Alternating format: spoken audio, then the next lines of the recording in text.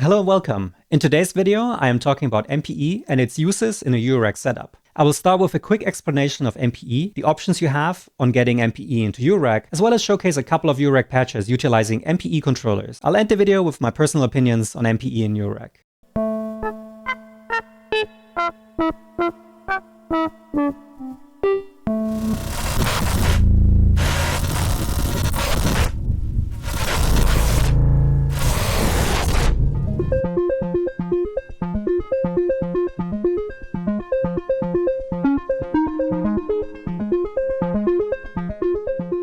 If you've never heard of MPE, it's the abbreviation for MIDI polyphonic expression. It's a MIDI protocol that uses one MIDI channel per voice, rather than per instrument, to be able to submit multiple layers of performance information per note. So while in traditional MIDI, many modulations such as pitch bends or aftertouch affect all played notes at once, with MPE, pitch bends and other modulations can be controlled and applied per note. If we have a look at typical MPE controllers, we can exactly see how that works. Let's take the Osmos. The Osmos can be used like a typical MIDI controller, but every note can also send information about its aftertouch pressure and horizontal displacement to further shape the sound. The Instrument or Erea 2 have a slightly different approach by removing keys altogether and instead utilizing a playable surface area. With these instruments, I can now press anywhere on the surface and then use vertical, horizontal and depth movement to control the sound further.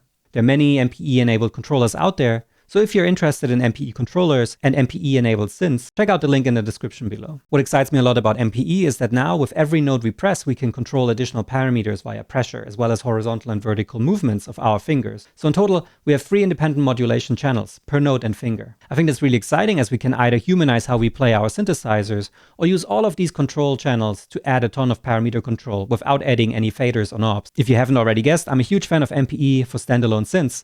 But the question of this video is, of course, how does it hold up in Eurorack? If we want to get MPE into Eurorack, we basically have 2 options. Certain MPE controllers, like the Erea 2, have CV outs built in, or you can get a MIDI CV converter module that can also convert MPE, like the Endorphin shuttle control, the EO Wave Portal, or the Haken converter. I bought the Erea 2 a while ago, so let's start patching with this one, but other hardware-software solutions will work as well.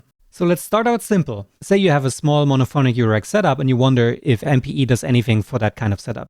Here I'm just using the Taiga semi-modular synthesizer and the Erea 2 MPE controller. The Erea 2 is velocity sensitive and shows me the velocity of each key press by these outgoing halos. I've mapped the velocity to each wave shaper, so the harder I hit my keys, the more wave shaping is being applied.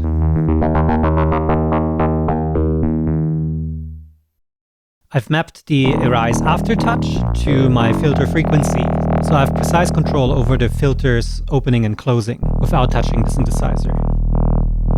I like this kind of setup because it's very responsive and I still have my vertical and horizontal movement of my fingers to add additional modulation to the sound. But truth be told, because it's all monophonic, a simple keyboard with aftertouch and a modern pitch wheel will get you there as well, for a fraction of the price.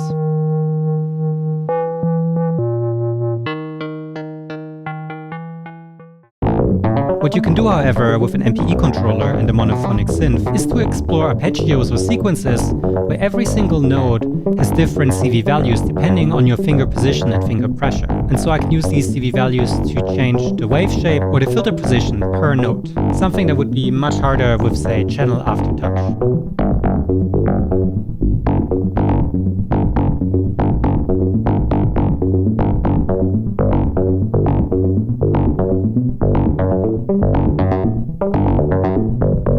And yes, you can easily do this with a Eurorack sequencer, but I feel like as a live arpeggio, MPE has quite a unique use case here.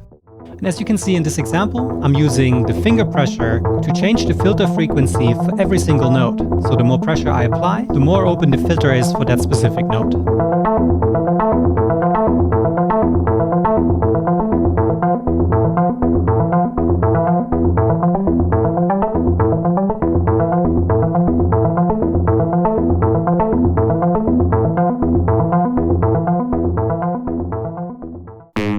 For my monophonic synth setup so far, I've only used the velocity and the aftertouch of my MPE controller to control the synth. There weren't many other CV inputs that would make sense at this point. With this setup here, what I've done is, I'm still using the Taiga as a monophonic synth, but now I'm using the horizontal and vertical dimensions of each note I play to control my external effects, in this case the mimeophone. Let me show you what I mean. When I'm moving my fingers vertically, I will change the send amount for my synthesizer to my effect. Additionally, moving my finger left or right while playing the keys will decrease or increase the amount of repeats the delay is doing. So let's check out some patches.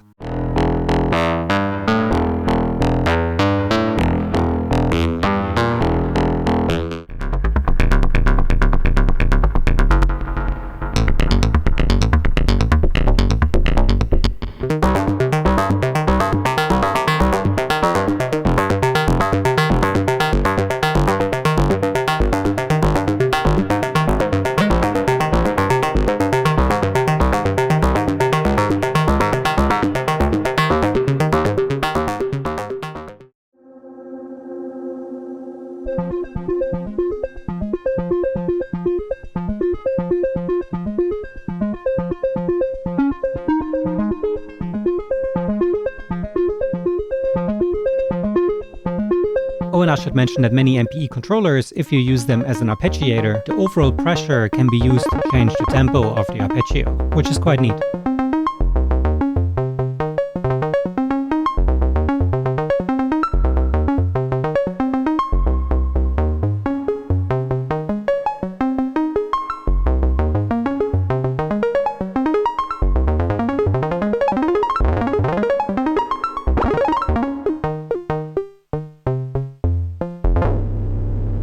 But of course it wouldn't be Eurorack if we don't try something weird. So in this case, I'm controlling the pitch and sample probability of my R bar to add some glitches to my overall soundscape. So would I recommend MPE to like a typical monophonic Eurorack setup? I would say only if you're really all about arpeggios. In any other case, I think there is cheaper and more functional alternatives, such as just any keyboard with aftertouch, in combination with some joysticks or other types of controllers.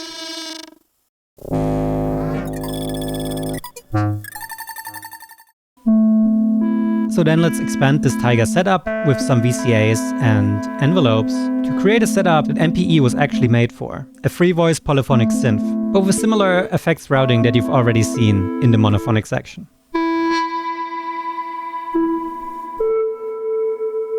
As I already mentioned, I'm a big fan of MPE, and to no surprise, having a polyphonic setup in Eurorack is a joy to play and a joy to explore.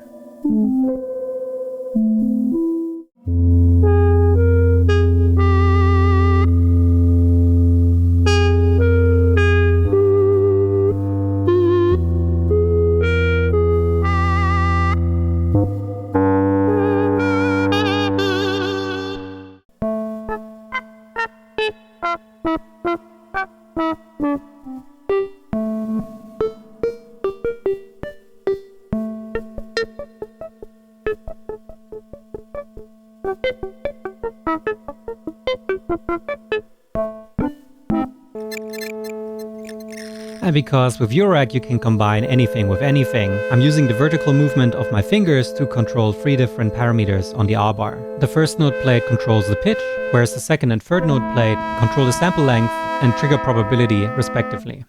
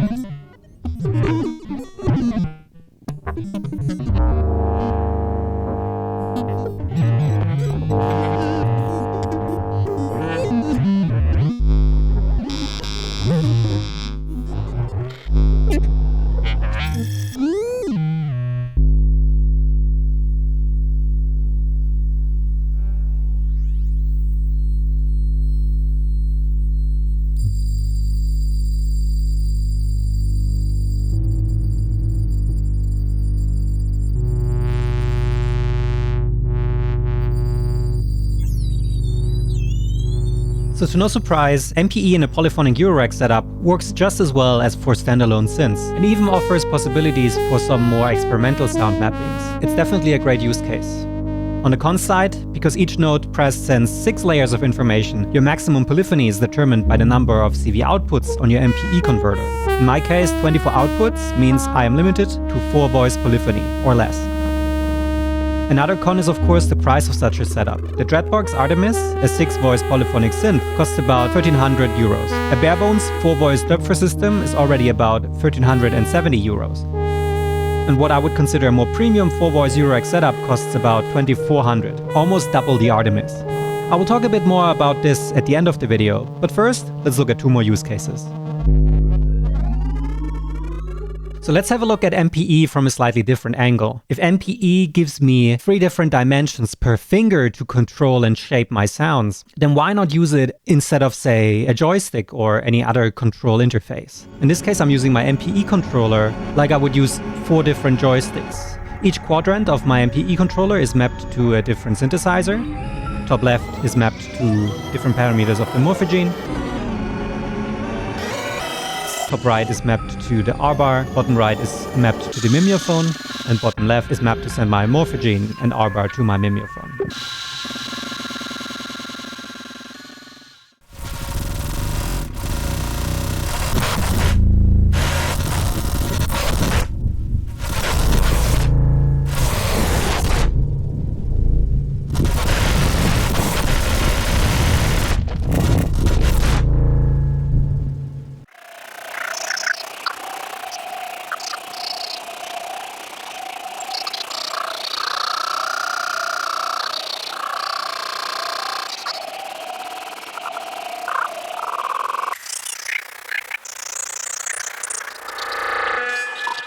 On the Erea, you can actually overload the faders and glitch them out by pressing multiple positions at once, which you can see on the data on the top left, which can be kind of fun.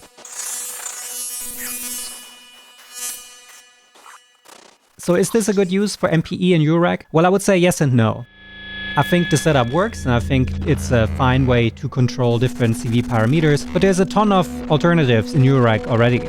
My personal favorite is the use of 2 joysticks, and I don't think that MPE can replace this kind of haptic feedback and haptic interplay I can get from using joysticks to control my Eurorack. So I wouldn't use an MPE controller with this as its main function, but if I'm using an MPE controller for controlling a polyphonic synthesizer and I have a couple of channels free to use, I'm definitely setting up some of these 3D faders. With all that being said, I think Eurorack already has a lot of good alternatives when it comes to generating or controlling CV, so MPE doesn't really stand out in this use case.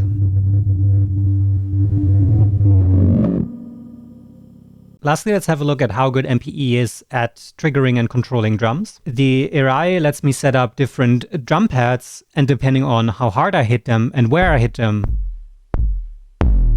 I can send different CV to my drum modules.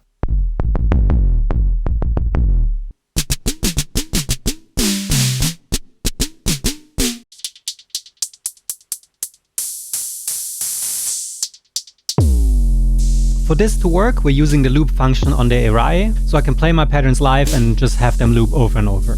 Full disclosure, I'm not a drummer, so I'm pretty lukewarm on this option. I actually prefer to program my drums on a sequencer, and in Eurorack you do actually have the option to change parameters of your drums. And so all this animation we can get in MPE, we should in theory get also just by using Eurorack sequencers with CV outputs. I still wanted to leave this in here because I believe the Erea also works with drumsticks if you change the touch surface. So if this sounds like something you're interested in, just have a look at it online and see if it fits your needs.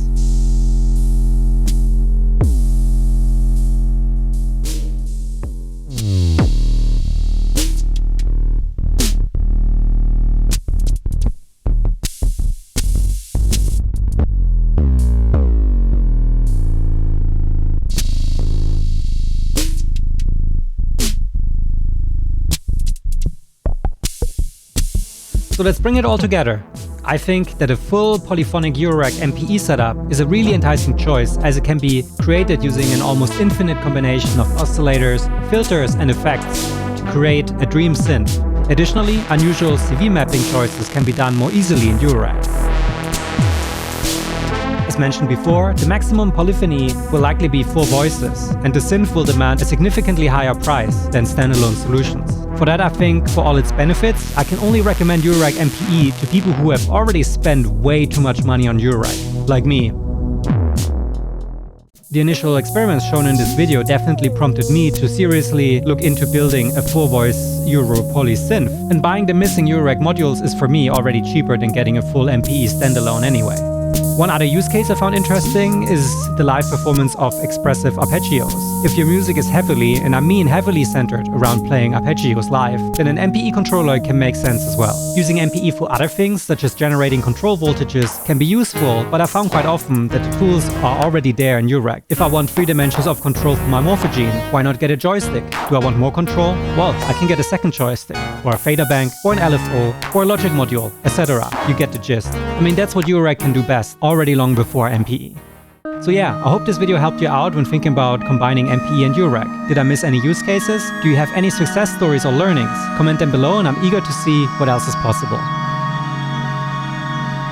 As always, thank you so much for watching this video, and I'll see you all in the next one.